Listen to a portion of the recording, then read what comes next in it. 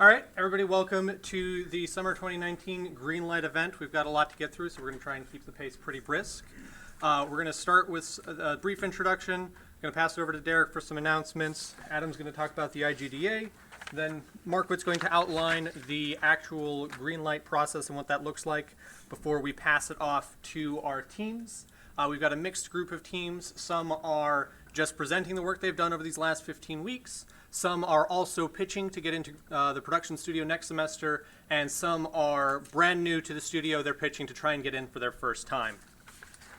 So we also want to give a quick shout out to our folks from Rainbow that have come in. We always love having you guys out here to look at what the students are working on, as well as we have Doug Doyne here. Doug's another industry veteran, and he's also one of the shareholders for one of the projects in the studio. So if you want to talk a little bit about what that's like. Yeah, I know. It's nice to see you guys from Rainbow. I always like seeing Rainbow do that. I've been in the industry for about 25 years, right? I actually just left the industry a week ago to become a Scrum Master in Agile for an education company that I used to work for. But that doesn't mean I'm not still in the industry, I guess. So the relationship that we have with UAT is really cool. We've been doing it for a couple of years now, trying to get games and get students to, help build demos and stuff like that for us, for the company that me and a couple of guys have formed. What I can tell you about this semester is the one that resonates with me the most. So never in my career have I seen a team of people so dedicated to what they're doing with the limited amount of time they have. What they'll show you today is going to, it's impressive to me, and I've seen a lot. Like, I worked at EA and all those other big names and all that yada yada stuff, but this is impressive. And the fact that I'm allowed to do this is huge. Like, this is what I want to do. This is like kind of my dream or whatever, and that team is making that happen. And so as a shareholder, this was the first semester where I could literally step back and just let them go. And what they've produced is just, it's kind of unbelievable to me. Like, I'm super impressed. The dedication, the defending of the team, I can tell you, I've never had so many lukewarm, I'm going to call them lukewarm discussions, not heated, passionate discussions. How about that? Between the team and us. This team actually sent me a piece of paper that told me how to give feedback. I've never had that happen to me before. I didn't think it was an issue, but it was, so we fixed it. But their ability to interface with an outside shareholder, they've got it. And I find that the kids at UAT and the students, that made me feel really old. My son goes here, so the level of professionalism and just general adultism, I know that's not a word, but welcome to gaming.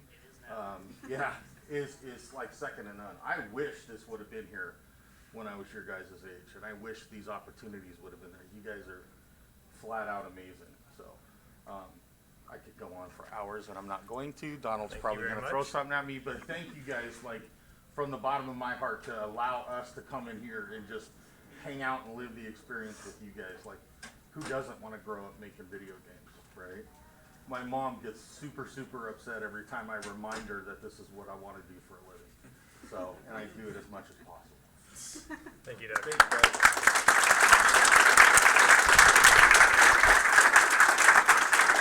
So with that, I'll pass it over to Derek Clark, the head of the game program, for a few announcements. Yeah, I'll try to keep mine short so we can get rolling. It is great to see people on campus. I'll do another group. Our junior achievement team. Shareholders are here, they're in the back there, so thank you guys for coming in. It's always good to see what the outside world is. Funny because I use Doug as an example of pride in my own program. Somebody who's been in the industry for 25 years still sent their kid to me. It's like, oh, okay, I don't know what you were thinking. Yeah. So I'll do the normal. Make sure you follow us on social media. We've got Facebook, we've got YouTube, we've got Twitter. If you search UAT Game Studios on any platform, you'll probably find us. I'm going to throw it to Adam real quick, if you want to give us a little bit about IGDA. Of course. So we have an academic chapter of the International Game Developers Association here. I highly recommend checking out our meetings. You don't have to be a card-carrying member to attend. The meetings are free to go to. A student membership is something like $25 a year, and it gets you access to some scholarships that can get you into conferences like GDC. So what we focus on at IGDA is how to advance your career and how to have a sustainable and successful career in games. We meet in here every Thursday night at 7:30 p.m. The meetings usually last about an hour. Cool, thanks, Adam. Two more things for me. We do run studio, and you're going to see some great pitches today. I'm also running 4 of these industry-linked projects outside of studio. It's something that we're really starting to push more of. JA will be running again, so it's good to have them in the fall. We're running the medical SC&M. We're doing the Mascot Heroes, which is the military mascots IP. And we're also doing a Six Sigma white belt training gamification project with 2 mini games. So if you're interested in anything like that, let me know. There's internships available for pretty much all 4 of those. Last thing in my ever-growing quest to always embarrass people, we have a faculty member who can't decide on a name. His name is Matt. He goes by Hugh, but now he has to be Dr. Hugh because Hugh has finished his PhD. So congratulations, Dr. Hugh.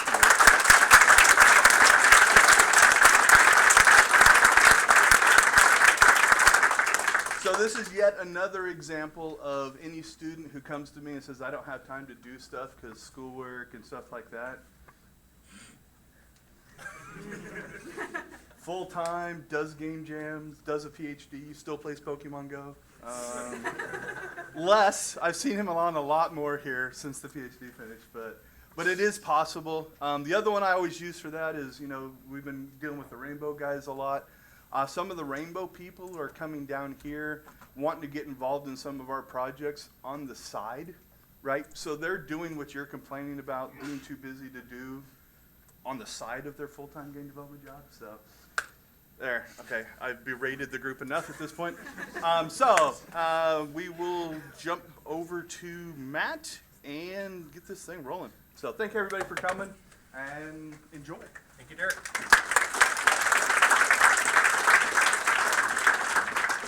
All right, welcome. So, Greenlight, what is this? Why are we here right now? Well, this is what we're going to learn a little bit about. So the production studio process, okay? Here at UAT, we have what is known as production studio. Production studio is where teams of students get together and work on their ideas in an actual, what feels like and is, work environment to create projects, and in this case, as far as what we're pitching today, video games. Now, the process of Greenlight happens at the end of every term. And this is what we're here for right now, where we're going to hear pitches from students who have ideas about what they want to create, right? And kind of how they want to go about it. And we're going to listen to those pitches, and then as a team, right, as a game staff, we're going to talk about which ideas we like the most, and we're going to basically greenlight them or approve them to come in next semester to do this. So that's kind of really the process. Now, this process couldn't be done, of course, without the students. We have amazing students. You guys have awesome ideas. And every semester, I've been here 6 years now, every semester I've seen the ante just go up and up and up. 6 years ago, we would have students come up with PowerPoints. That's all they had. Now, it's almost like every student comes up with a prototype already, right? They were thinking like, oh, I'm going to build the prototype in production studio. Now, they actually build prototypes before. It's just gotten better and better and better. It's really awesome. I'd also like to point out all of the teachers and the faculty that have a hand in this as well. Number one, Lynn Understiller. Let's give Lynn Understiller a hand here. So, she hates to be called out, but the truth is she's really the reason why we have this here. It was basically her idea, and it's been built up, and we really have to credit her the most. Number two, I'll say Derek Clark. He's done a little bit. So Derek obviously has been here longer than this building has existed, and that's not even a joke. Anyways, the point is, yeah, he's been our great lead. He is now the game, we call him a chair. He used to be the game champion. He went from champion to chair. To me, it feels like it's a downgrade, but whatever. I guess it went up. Right? And so we have other staff too, I guess, for how long people have been here. We have George Bertillo in the back here with the backwoods hat on. Right? So you guys know George, so I don't really need to give, actually, to be fair, you guys know most of us. But George does art right, and animation. Then we have Hugh Henry. So Dr. Hugh Henry. Yeah. The only thing he doesn't do is art, otherwise he does everything else. His programming, design, he also does the master. He's basically the master's program guy, right? He does that for our degree here. We have Adam Moore, so you've heard from him. Adam Moore's been here forever too. He's actually an alumni. Actually, to be fair, most of us are alumni now to some degree. But Adam's been here a really long time. He's an alumni. He's worked for the school, and now he's a full-time professor, which is really awesome and definitely a strong need. He's coming in and teaching. By the way, a systems design class next term. If you haven't signed up for it, sign up for, was it 352? So sign up for that. Oh, also, there's a storytelling class for Hugh. What was the? Game 351, writing for interactive games. Okay, so I just wanted to make sure I call those out because they kind of got added on late, but these are definitely awesome classes I think you guys should take with experts in those fields. So make sure you sign up for those classes if you have not. And then, of course, we have Donald Shepis. Let's give him a hand. He's also been here a while as far as he was a student, and he's kind of worked his way up. He's been in the production studio process for so long, and we've been just that impressed with him that he has now officially been hired full-time as a teacher here at UAT. So, yeah, give him a half of a clap. So he's kind of the noob on campus, but regardless, right? And then there's me, Matt, yeah, whatever. Okay, so, right, we've got a great team. We got a lot of stuff to go through. So we're going to hit up the first set of students. So what's going to happen is they're going to have 7 minutes, you guys, 7 minutes to pitch your idea, to say everything that you want to say about your game, kind of talk about your process and so on. And then we're going to move on to the next team and so forth. I'll even time you guys. I'll let you know at 6 minutes. So be ready and then be done when that beep goes off. Zit. Or, Donald's got this long, cane thing. You ever seen that? Yeah. Pull me off the screen. That actually would be pretty hilarious. I love that. But all right, so the first team to go is going to be Siphoners with Dooley up here. So let's go, team. I signed the contract.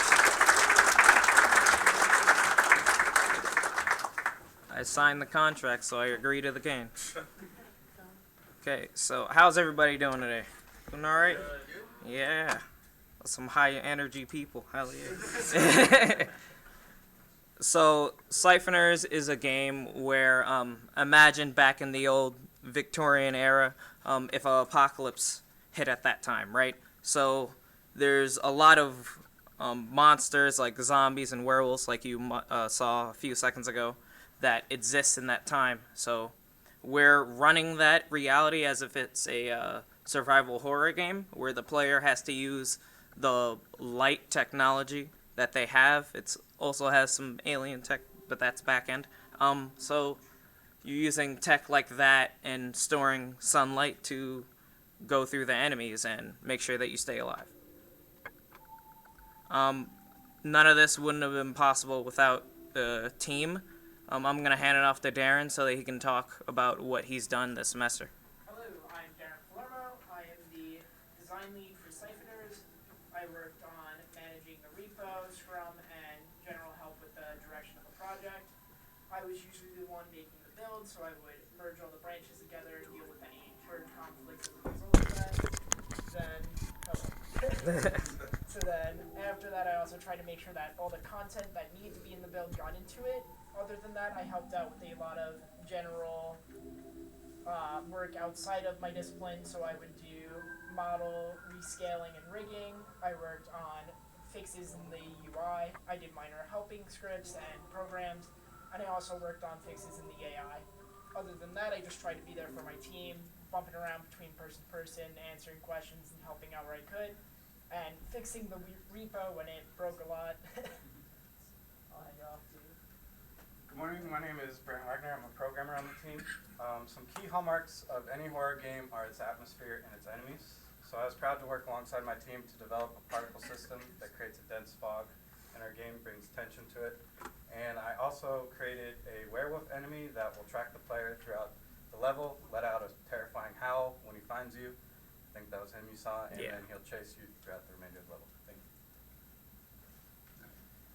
Hello everybody, I'm Nathan Silva. I'm one of the designers here on Siphoners. So some of the things that I worked on over this past semester was implementing and trying to place assets around the hub world that you just saw. Other things were things such as adding onto the lore that Dooley created, as well as adding onto it more when creating the first level. Lastly, I was part working on level 1 on the residential side of the level to make it seem more of a home feel to it. Hi, I'm William. Siphoners, I've been working, designer, I've been working hard on getting the urban half of the first level set up nice, making it look good. I also put in hard work on trying to figure out how we might want our enemies to act and how we might want our player to be able to interact with our enemies. I'm Kenny, a designer for Siphoners, and for what I've done for the team is set up the main menu UI with the assets that was given by some of the artists, as well as sculpt the terrain and paint the terrain in the level to more path-like design, as well as help write the story, the challenges, and as well as go into the mocap suit to make the animations that unfortunately didn't make it in. Hello, I'm Sebastian Just gonna Acevedo. loop it I am back, the art lead of this just in team, case I and missed anything.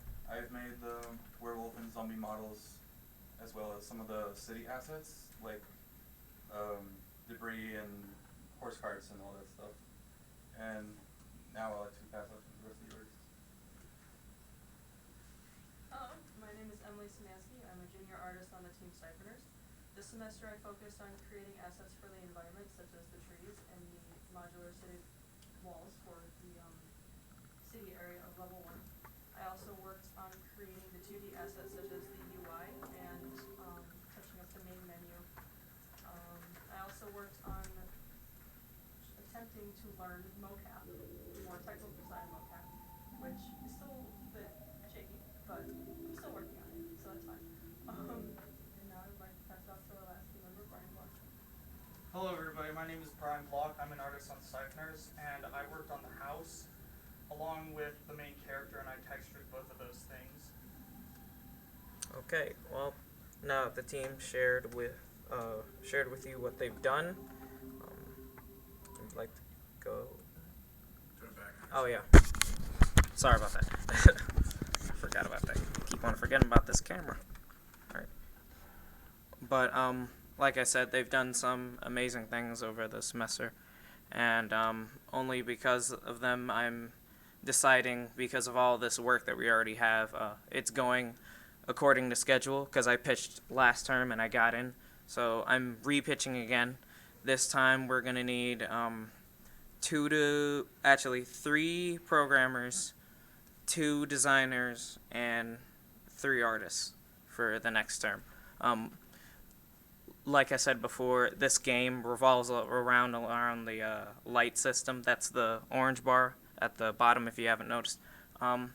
And basically all of our interaction is going to be based off of that, right? But also outside of the game, in the real world, the hardware that you're going to be playing the game on is also going to have some interactive feedback when you do things with it, and when you absorb the values of the sunlight into your game. Then it will react that way, just to give you some feedback and some fun. Okay. Thanks everyone for coming.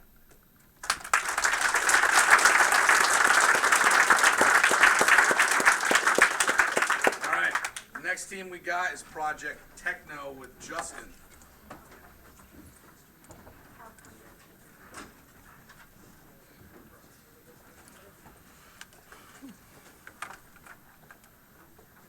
All good? How's everyone today? Good. We all woke. It's about 10:59. We should all be woke. Getting pretty hungry soon. But hello, my name is Justin Griffin McClinton, and this is Project Techno. What it is a rhythm racing game. It's an asynchronous play that involves 2 players, one being a DJ playing a rhythm portion, and one being a driver playing a racing portion. And it's done in tandem using the echolocation mechanic, which when done properly, shows off the world that you can't normally see. Now, normally I go through a process of showing off how we built from the ground up, and we've done so many times. But at this point, we've done enough work to show. We rather let our actions show than speaking.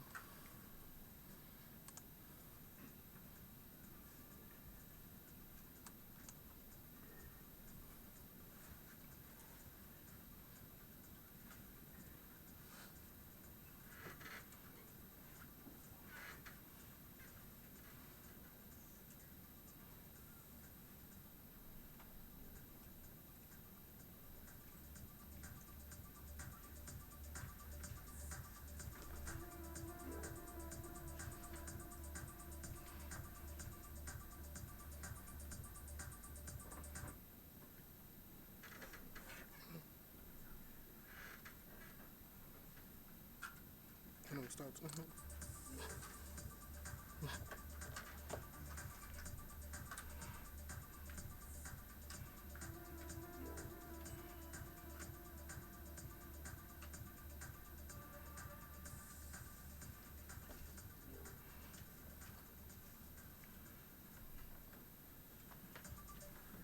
Now, of course, I couldn't have done this without a lot of help, so I'll let the team talk for themselves, starting off with Benjamin.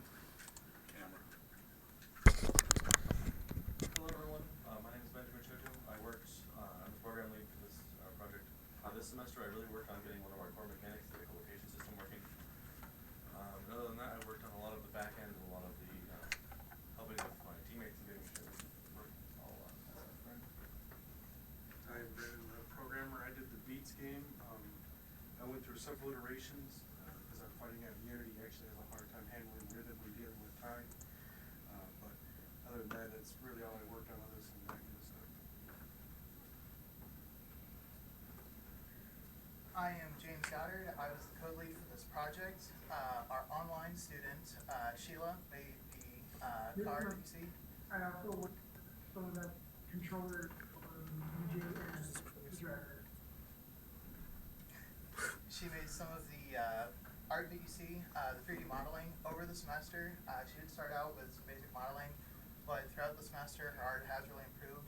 This is James Matthew, our contractor outside of studios. He did artwork for us, making characters so that we can use them for our UI selection for people to choose.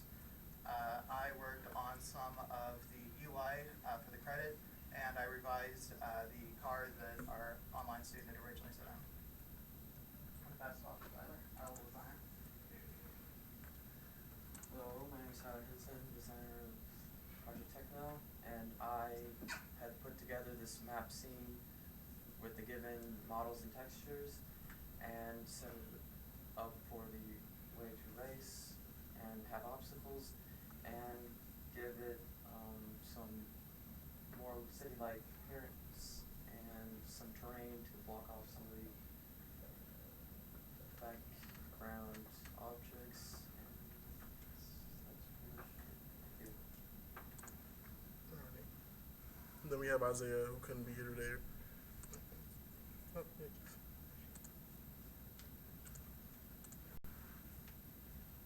Well, I'm Isaiah Sancher. I am a game programmer on Project Techno. This semester I worked on controller input.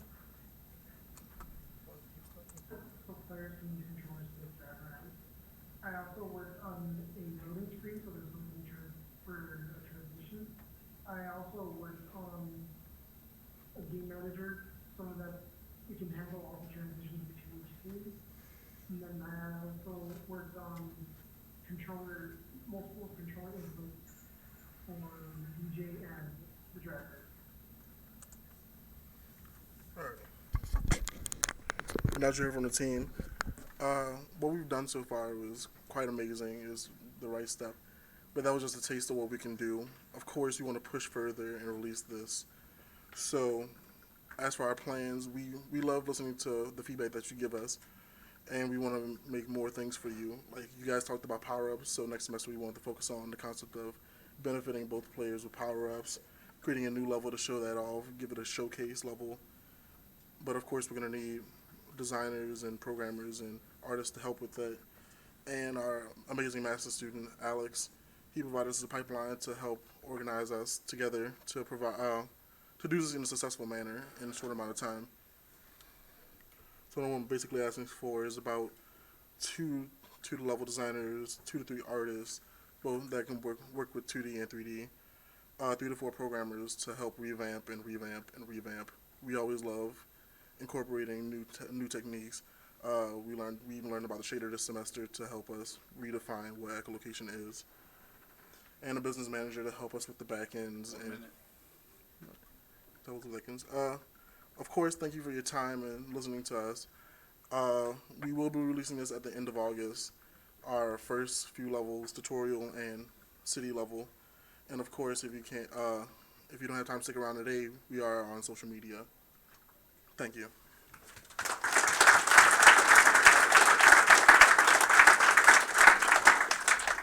All right, next we got Kill the Rogue with Jordan Brown.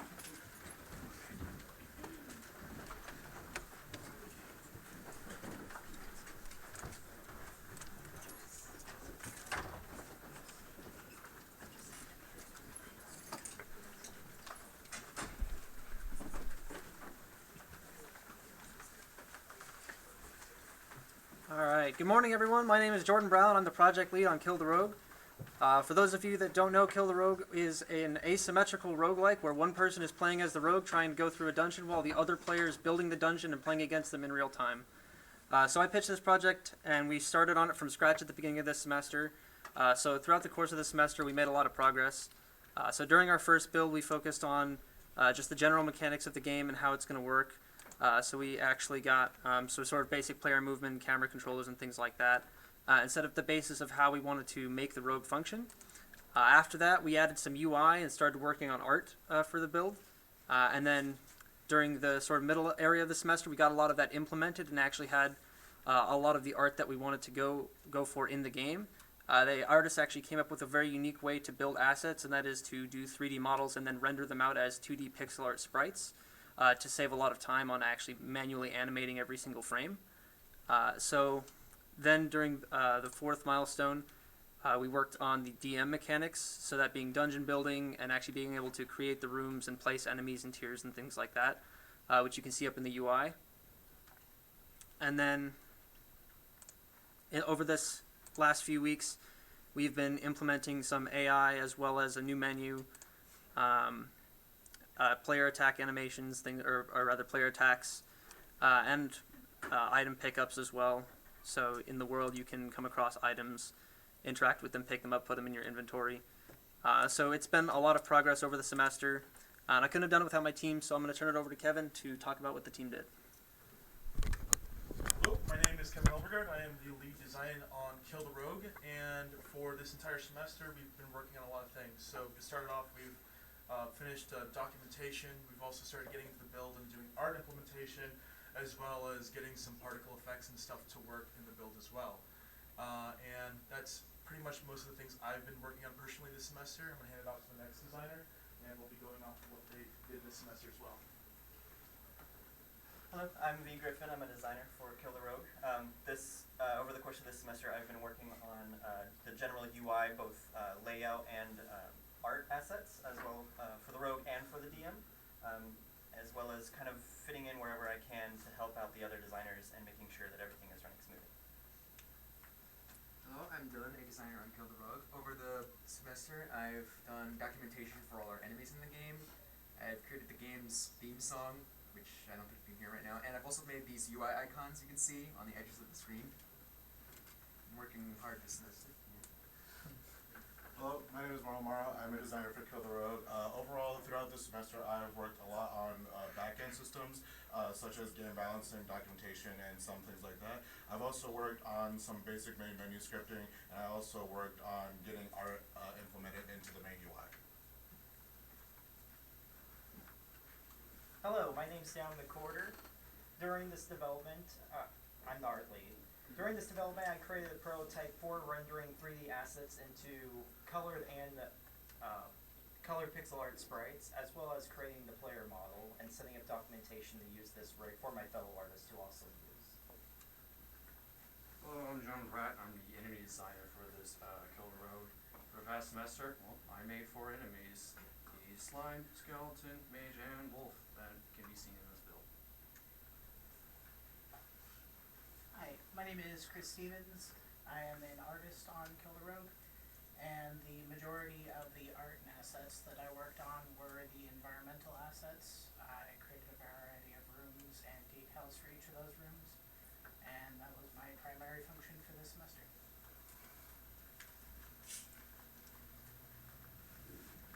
Hello everyone, I'm Ross Hall. I'm a programmer on Kill the Rogue. I worked on item interactability, so being able to pick up items and then being displayed in your inventory. I also worked on the minimap and the icons. As you can see, we've got a placeholder icon for the road. So yeah, I set up the minimap. I also worked on the Dungeon Master mechanics, the generation of the maps, and all the interactability with the UI. Hello, I'm Jacob Briggs, a programmer on Kill the Rogue. What I worked on was the basics of our combat system and like a weapon triangle, so that if you have different weapon types, you take less or more damage. I also worked on like connecting all the menus together with Marlin. Alright. So big thanks to my team. They helped a lot in making this project work. Unfortunately, we will not be rerunning this project next semester, but it's been a really cool opportunity to see all the progress that we can make. And Kill the Rogue will continue outside of studio, so you can still follow us on Twitter at Kill the Rogue, and thank you.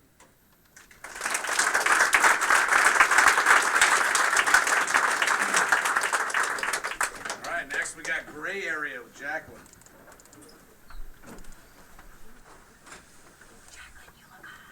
Thank you. Oh, I probably shouldn't have started it because y'all are. Give me 1 second and I'll restart that. Hey, I got excited and I started it before you guys were ready. Alright. Hi everyone, I'm Jacqueline. How are you guys doing today? Good. Okay, I thought that was going to be a gray area, but it's not. Good job, guys. Alright, so this semester I came on as lead for gray area after, what, you guys were 3 in already?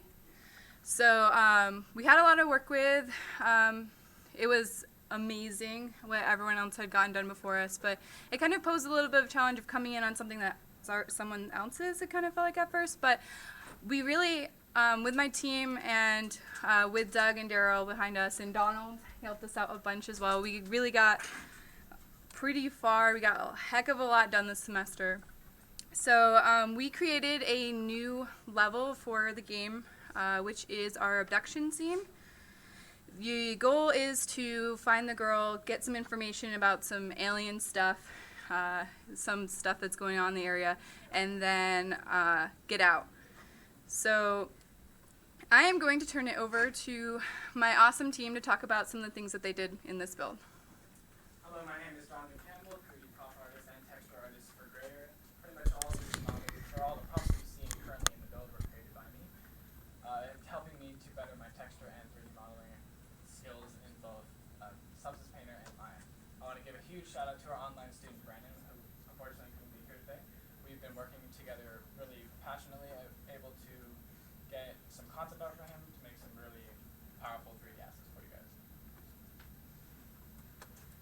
Hi, I'm Brendan Peterson, the animator for Gray Area. Over these past 15 weeks, I have tasked myself with the job of manually rekeying each of the mocap animations by hand. So far, there are 12 different animations for this project, 8 of which are in the build.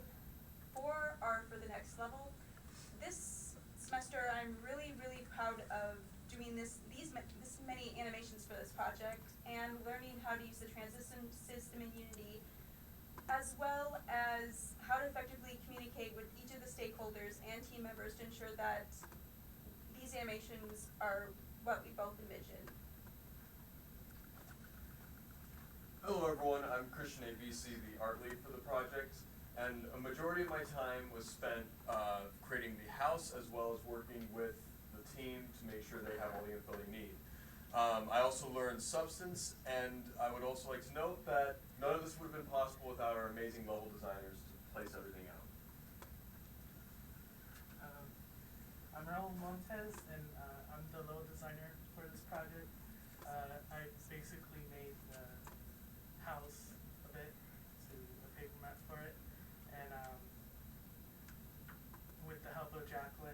like set design for the whole house to make it more lively a bit, and designing out the astral projection and how it'll go in with the story of the game. Hello, my name is Norman. I'm one of the programmers for Gray Area. Throughout my time here for this project, I've been working on usually on UI, even though most of it is not in the build. I've been working on the dialogue, basically a lot of user interaction for the game, and it wouldn't be proud of for everyone who including with Jacqueline, including members of our team, because a huge success for this project is just collaboration and experience, because I learned a lot from everyone. So that's all I can say. Hello, my name is Tucker, and I'm a programmer, and I couldn't have done a lot of the things without the help of Jacqueline and Will and Chris over there. They helped me out so much, but I was so glad that I got telekinesis done and all that. I worked really hard for it, learned so much, and I'd like to thank my team. Hey, I'm William McClay. I am the lead programmer on Gray Area, and the biggest thing that I worked on is the AI for the game. So in a second, you will see a big red capsule with the really big white eyes named Greg.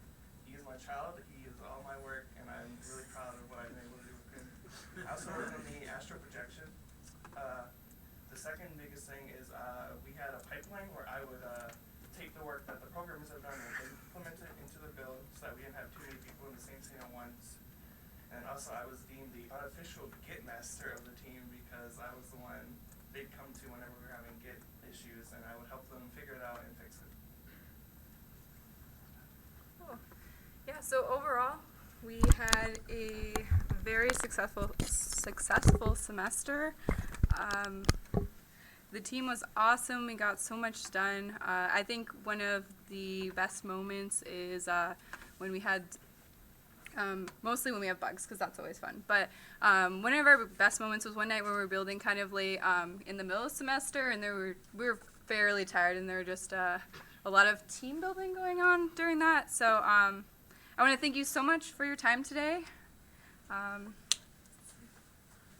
I guess.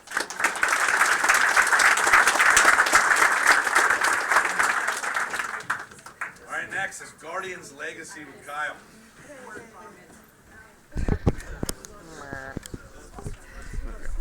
You look good, Kat. Thank you. I was just like, I don't know what else to talk about. I was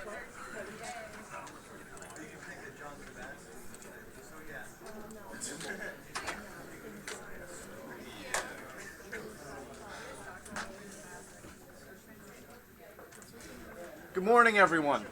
We are Guardian's Legacy, a linear RPG in Unity that tried to mix old school nostalgia with new school mechanics. Now, one of the biggest things we wanted to do was convey a sense of growth through both the story and also the elements and mechanics themselves. And to do this, we made a complete skill system that lets the players have full control over the skills they create. Not only do they have uses in combat, but they also allow for use in the overworld and puzzles, and also in dialogue throughout the story. Overall, in these past 2 semesters, we've gotten a lot done, and just seeing the amount of progress that has been made on this build from what we came in with at the start of the semester has been phenomenal. We came in with our minimum viable product, and we have gotten to feature complete over the course of this whole semester, adding in everything that you can imagine, from loading your scenes to flexing our massive system and trying to get it under range so that it could work with what we wanted, along with our combat, our dialogue, and many other things. But to talk more about this, I'd like to hand it over to the team that made this all possible, because without them, this game would not be what it is today. Alright, good morning everyone. How you guys doing? I am Alex Skipper, a designer with an emphasis on world building and lore. I basically did all the descriptions of the world that my friends and other designers here used to actually build up the world and the people in it. So I'd like to turn it over to Connor here real quick. Yeah, so I'm Connor Bish. Throughout my time on Guardian's Legacy, I've worked as both a level designer and the team's primary sound designer. In terms of level design, I worked on the ice cavern area. and you know, I've worked with another composer to make sure the game has music and it really brings it to life. So I've also worked on the node system along with my other two designers, Peter and Hi. Hi, Peter Tipples. I am the lead designer, and this semester I've spent a lot of my time level designing out our castle scene, trying to make it as lively and close to an actual environment as we can make it, as well as designing out our new battle scene and working on the node system. I'm also Motocross. I've been working on the first part of the game in its current state. I call it the Tutorial Forest. I've been finishing gray boxing, adding some side quests, trying to make it seem dense. I've also been working extensively on documentation, trying to make sure it's complete and clear, so that we were able to meet our goal of feature complete. And I'm going to pass it on to the artists, so they can talk a little bit more about what they've been doing.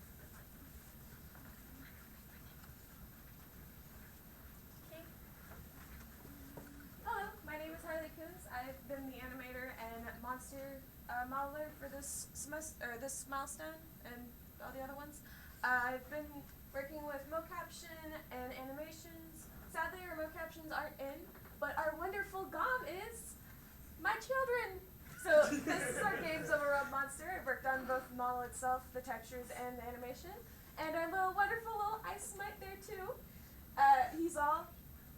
He was actually animated by our team lead and textured by her as well.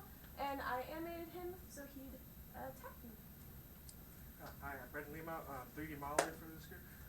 Primarily I've been working on actually making some of the new levels there, which is the tree village, and started working on the cafeterias as well as with some miscellaneous prop hand there to actually give to the designers to set up the scenes of what they wanted to do with it. Meanwhile, doing that, unwrapping, fixing up some of the miscellaneous stuff from last time where I was still learning, doing certain unwraps and stuff like that. Most of the time that I've been here, it's actually been great. So my name is Daniel, I'm an artist. I did some characters throughout the whole course. They're not in the build, but you know, I did like Knight, I did a wizard, I did, what else did I do? I did like a basic villager, you know, stuff like that. So it was really fun because I learned to texture, I learned to do the UV mapping. It was a really fun journey to me, so. Alright, before I get to myself, first I would like to give a nice shout out to Michaela, our art lead in the back, who not only did our beautiful style guide, but also did our beautiful UI. So very nice. Thank you very much. Now, I'm not sorry. Anyway, I am Zachary Patton. I'm the primary texture artist for Guardian's Legacy. And this semester is mostly just been me getting to love Substance Painter way more than designer this time around, as I have just been texturing, going ham on fixing a lot of fixing a lot of my older models' textures, as well as adding some new ones, as well as doing minor modeling notes in there. And on that note, that is the art team done. We'd like to pass it on to all of our beautiful coders now. Thank you very much.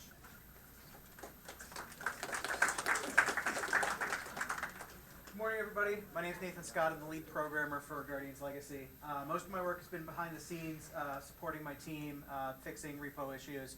I built our quest system for our designers so they can go nuts and start really building content next semester. I'm also engineering our save system and making sure that we're getting all the information we need and loading it up when we load into the game. Before I pass it on, I want to make a shout out to our third-party programmer, Devin Garrett, who built our tile-based loading system, as well as our overworld skills. 1 minute. Hello, I'm Travis Cody, and I worked on fleshing out our combat system, adding things like stuns, evasion, all that stuff, as well as taking the node system we had last semester and integrating it into our combat system so that you can actually use the node skills in combat when you fight. Hi, I'm Reno Pomisol. I worked on implementing our inventory and dialogue systems, as well as our enemy spawning system. And the proudest work I did this semester was working on building a tool for our designers to make spawn zones and patrol routes in the editor. Just as simple as clicking the mouse. With that, back to Kyle. Thank you, guys. Now, we plan on, as tradition, promising unrealistic goals. So we would like to start this off by saying we plan on releasing this at the first quarter of 2020, no matter what. We want to create a full alpha that you can play through and experience. With this, we're going to need 2 to 3 artists, 1 to 2 designers, and 1 to 2 programmers. My name is Kyle Davis. I'd like to personally welcome all of you to our playtest outside. Thank you very much.